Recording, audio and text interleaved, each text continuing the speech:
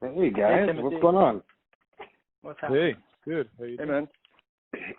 Thank you guys so much for taking time for us. Sure.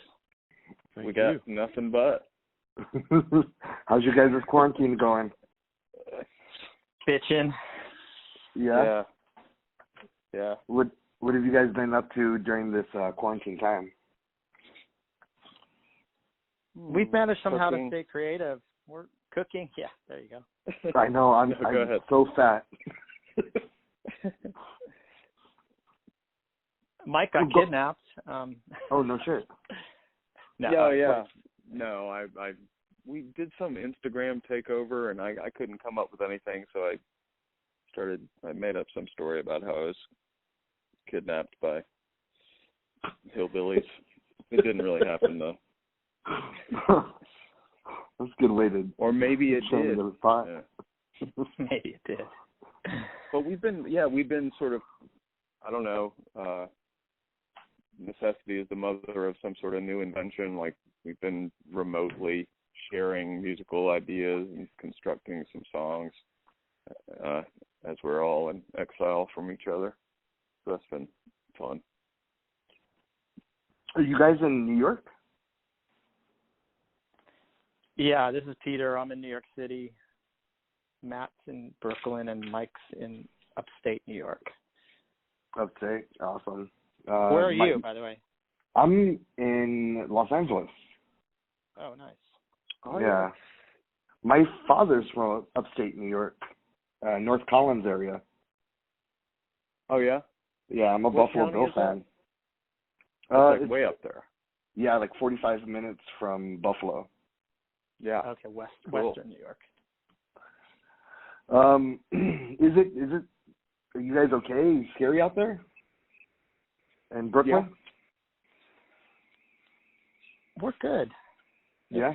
I mean, this whole thing's been fucking weird for everybody, but They're fucking New York fertile. seems to be handling it, in stride. I don't think it takes a lot to knock New York off its ass, and this definitely has knocked New York on its ass, but it seems like there's some smart people, like, on top of the way that this shit is run, I guess.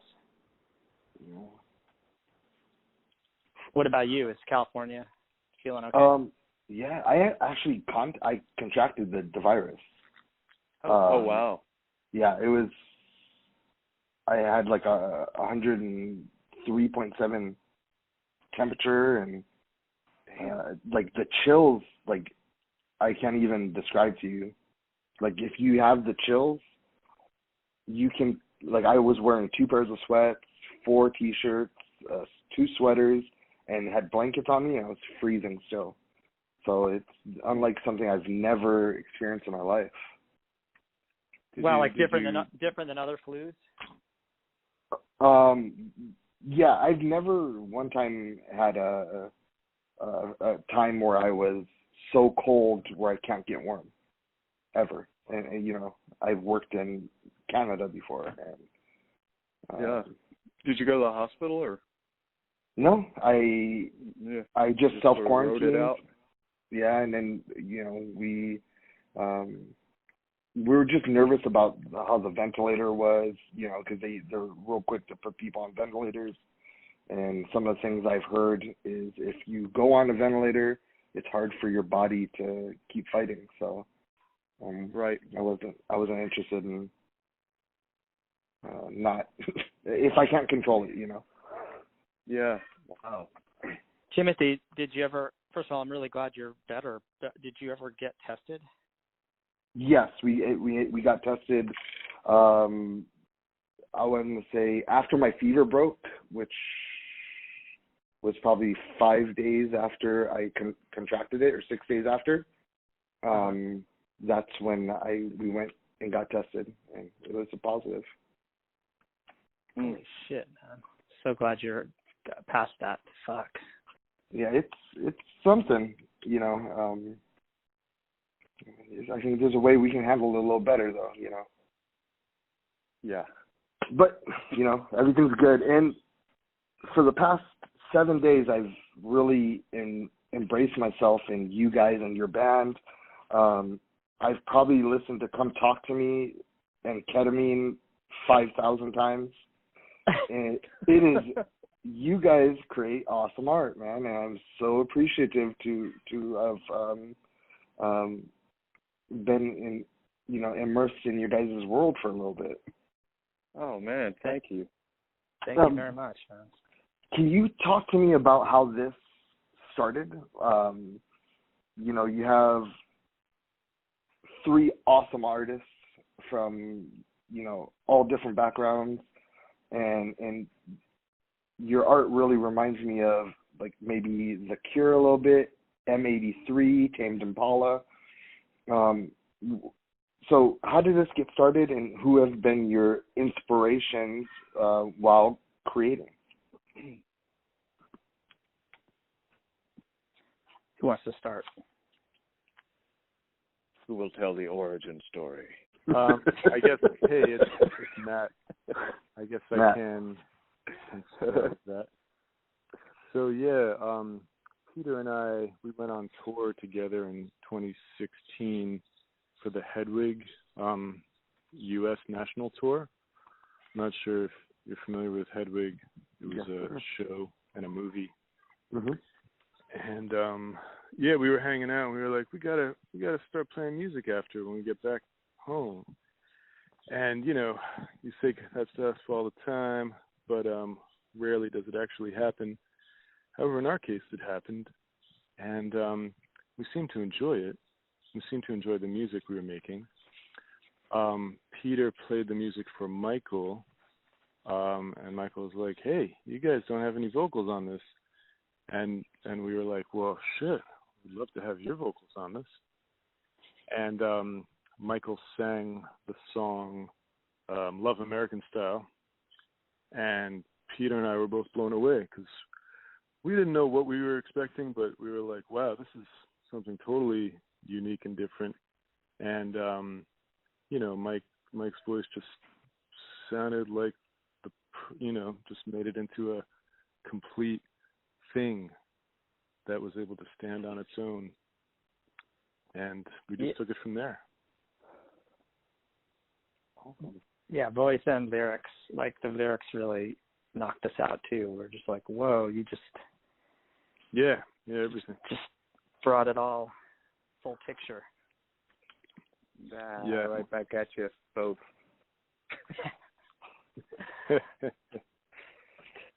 What music did you guys surround yourself with during the creating process of the album? And what I mean by that question is it's hard to ask somebody, hey, what's your favorite artist, to really get a gauge on who they are, but more of what was in your life at the time while creating, and what artists were you listening to at the time while creating?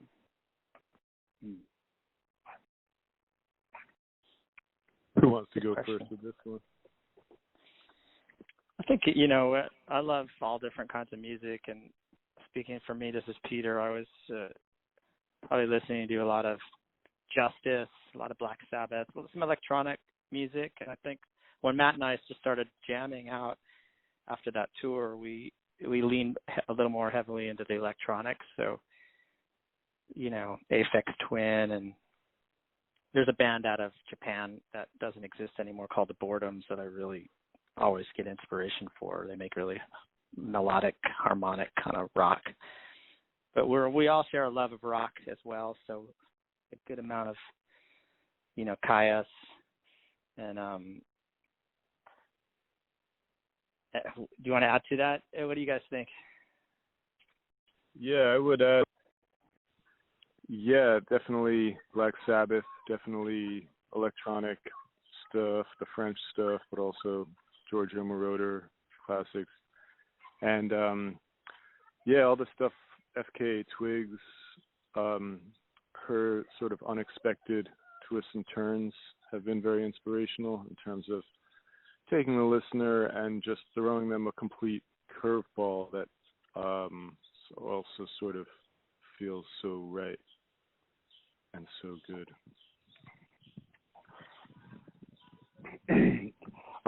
How much This is questions for Mike. How much has Lazarus and your work with David Bowie inspire you for this project? A ton, I think. I mean, this is kind of completely unforeseen, unpremeditated development, I think, for all of us, but certainly for me. Having said that, I think, doing Hedwig, which in a way led to doing Lazarus and working with Bowie, I mean, those two back-to-back or nearly back-to-back experiences just awakened an appetite to you and to find a way to make music of my own, I guess. Maybe gave me some sort of permission to do it.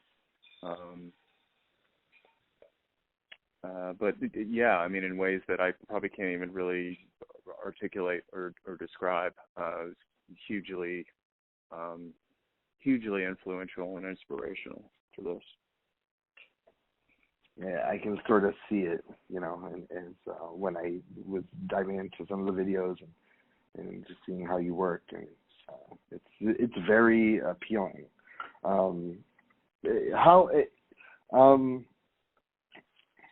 What is your writing process like when you guys are creating?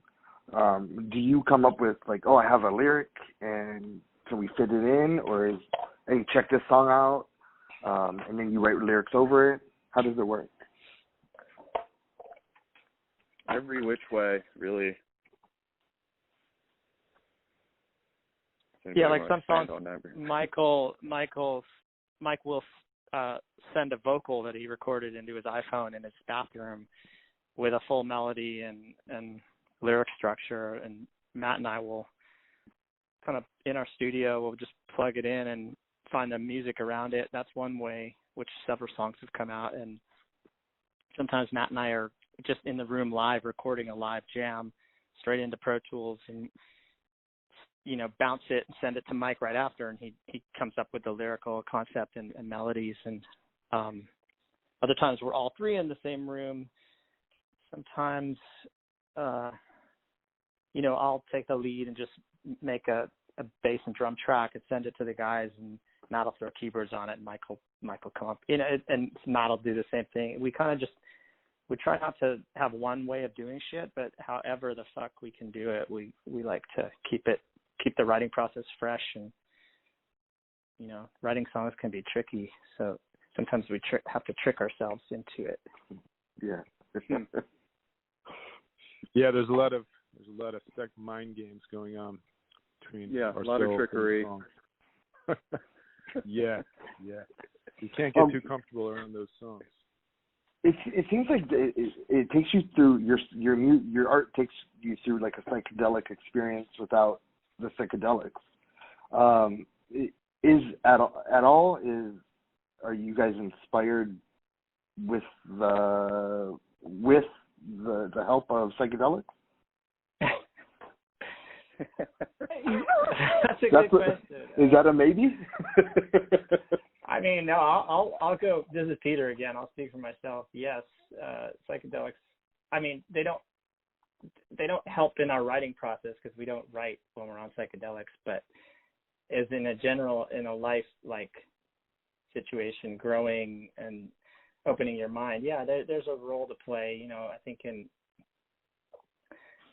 the right circumstances to really expand your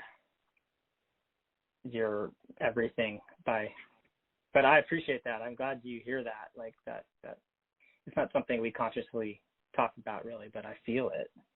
I feel it. Yeah. I think that's the reason why I listen to it so many times in a row is because I feel it, and it makes me feel, and I love it.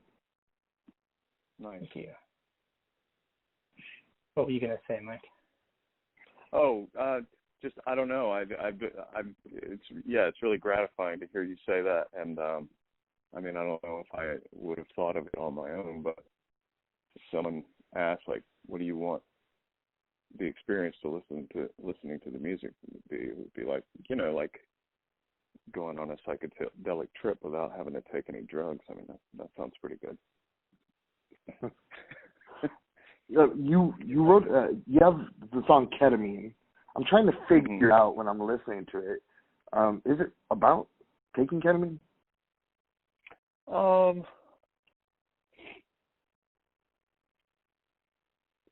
Among many other things. Yeah. Yeah. I mean, I don't know. I'm sort of, you know, I feel like, I mean, you talk about it, you've sort of developed like your own sort of personal relationship with these songs, and I think a song means whatever it means, and I think its meaning can evolve as you know, songs I love that I have loved for 25 years, I have a different relationship with now than I did when I first met them. And I probably have a relationship to them that has nothing to do with whatever the person who wrote them had in mind or intended. So, you know, I'm kind of reluctant to speak too specifically about what songs are about, you know. And sometimes I'm literally can't.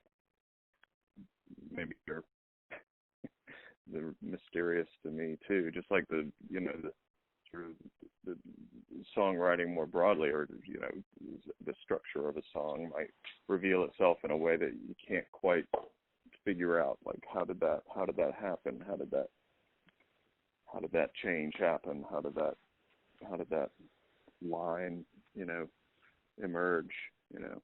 So I don't know, I think it's whatever it means to you, man. Sorry. Oh my God.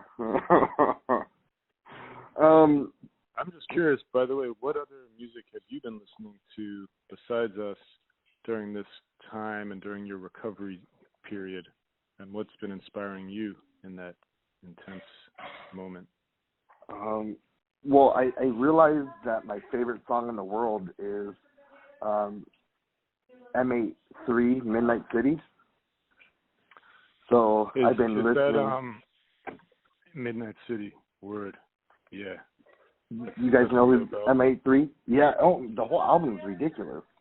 And yeah. It is the only thing, like, because you know when you're sick, you don't really want to do nothing. Like, nothing really makes you happy. Nothing. Mhm. And just by happenstance, I had YouTube on, and I'd fall asleep, and it was on my TV, and I woke up, and it was on, and that's the first time I started, like, oh, shit, like, I'm feeling again, you know? As far as the whole quarantine is concerned, I got Lamb of God's new album. I'm interviewing them on Friday. It's preparing for you guys is way more fun than Lamb of God, because they don't really. A lot of their interviews are. It's all been done. They've been around for so long. To ask them a question to make it real special is very difficult. Right. With you guys, it's like a breath of fresh air. It's something I haven't heard before. Even like a lot of your songs can go on the Alt Nation. I mean, in New York, you know, Sirius XM Alt Nation, and but yeah, M83 and Lamb of God mostly. Wow, cool. Mike, yeah, Lamb of God. Are you the king of all art, or? No. No, I'm not. Oh my God! I mean, come on, you've killed in every single aspect of art. I mean, have you read a book yet? Wrote a book? Yeah, no, I haven't. And you obviously have never seen me try to draw. Man, drawing's like, you know, anything could be art with drawing. Just put it out there. People love it. But I don't know. I mean, I'm just I don't know. I'm glad that I had the fortune to, find myself in the right time and place to collaborate with these two guys, because I wouldn't be able to execute this on my own. I mean, I think that's a part of what is nice. I think all three of us probably feel that way. We're like all crucial members. Essential workers. Essential workers. Yeah. Besides music, what are you guys into? Like, what is something you guys are like really passionate about? Besides the art. Dogs. No shit. Yeah. I like my wife. I mean, I love art, love music, love New York City. I just fucking love this place. Riding my bike. But, yeah. Have you went out to the city and took pictures? Yeah, I try. It's so weird on the street here. Like, I try not to use it as a chance to. I see a lot of photographers like having their moment of I'm going to document these empty streets, and I just have zero desire to do any of that. I'm just taking it in with my eyes, but yeah, there's photos every day of people and zombies and tumbleweeds going down the middle of Fifth Avenue. It's just fucking weird. Like I'm living in the environment more than trying to make art out of it, But I do see a lot of people shooting, and I end up inevitably being like, whenever somebody is taking photos and shit, they just seem like a lot less conscious of other people. So I'm trying to just be respectful and not get in people's space. It's always a negotiation out there because inevitably in New York City, you're just going to have people. So everybody's trying to like play a really slow, steady game of Frogger with each other, and just at least the conscious people. There's people that don't really give a fuck and will just expect you to get out of their way. They'll run right by you without a mask, and try not to be those assholes and just like be conscious. Oh yeah. We went out to Vegas and took some pictures out there. It's about 4 hours from us. And there's no one there. Like, we were there for like 15 minutes. I didn't see one. I saw one person come in and out, and that's it. A few cars. But I had to take a picture. Is LA quiet? Is LA quiet too, streetwise? Like, are there? No. Nope. No one gives a fuck. They do not. That sounds about right. Yeah, just like LA would. No one gives a shit. Yeah. No one wears. You mean like if you're not? Okay. Go ahead.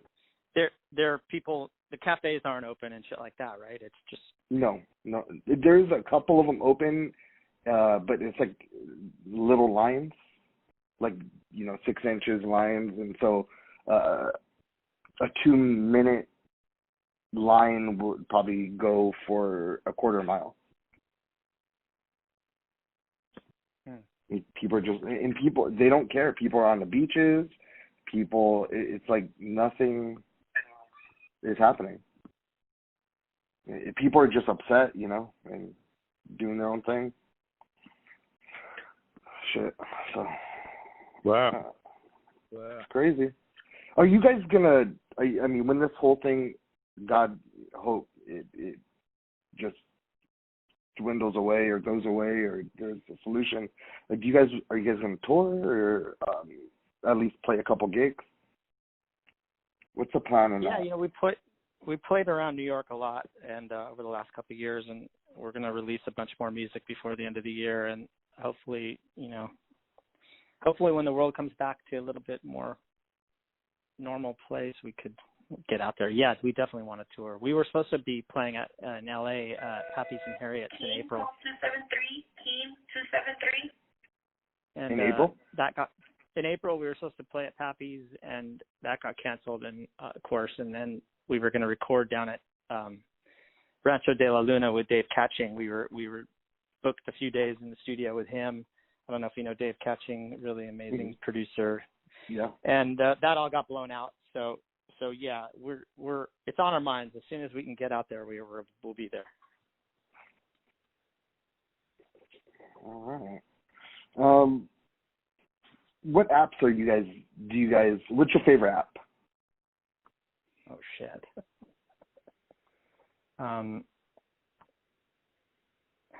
Those Brian Eno ones are cool. You know, the sound generator. Yeah. Bloom, and there's another one that I have on my phone. On my iPad, I have all kinds of like MPC samplers and chord keyboards and shit. All the music apps on the iPad are really cool.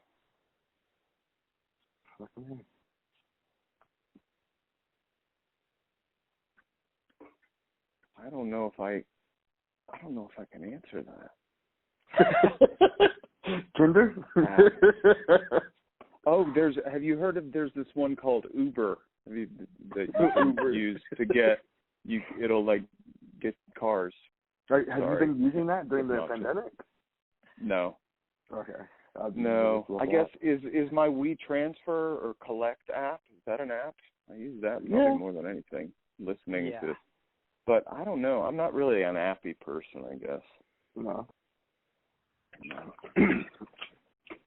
All right. You're not happy, but you're not unhappy. Yeah, but in general, sort of neutral. The iPhone is it's like the fourth member of the band because we send each other tracks. Like we use our phone like to make music. Yeah. You know, there are even vocals on the EP and probably on the upcoming release that are just the like original vocals recorded on an iPhone. Has there any shows that you guys have binged on during the shutdown?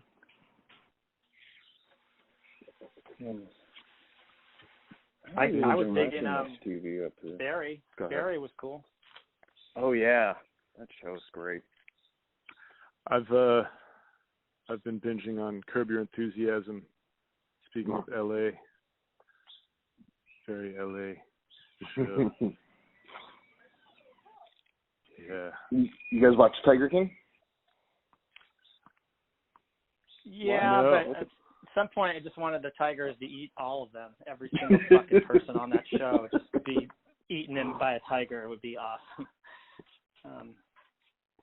Fucking horrible. That shit was what they do to those animals. Did you guys watch Tiger King? No, I haven't seen it. I heard that Nicolas Cage is playing him in the movie version though. This guy? For real. Yeah. Sounds right. It does. All right, and here's my last question.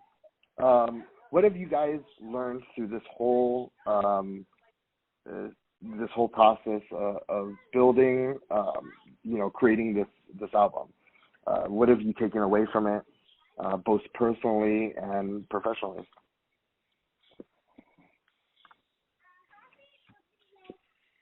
Who wants to start that? A lot of gratitude, as I said before, that it just emerged, in our lives collectively. And I don't know, I think we're reluctant to spend too much time analyzing what it is we're doing for fear of not it keeping us from continuing to do it, So just I think it's important for all of us to just sort of keep the ball rolling, just keep making stuff.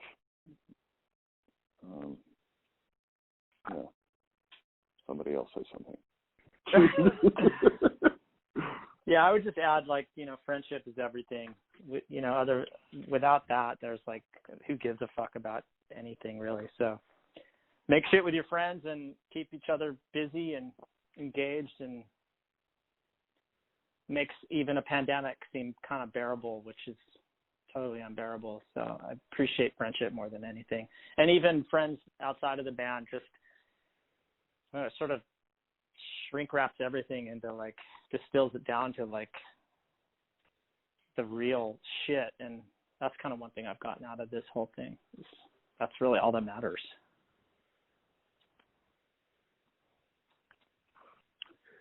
Yeah. Well said. Well said, you guys. All right. Well, gentlemen, I just want to say thank you so much for your time. If you guys are ever in the LA area and you guys are looking for some gigs, hit me up. I book a lot of different places, and you know, oh, cool. I would love to be. I would love to be there. Do we have your contact info? I work through Katie. If you guys have a pen, I can give you my email.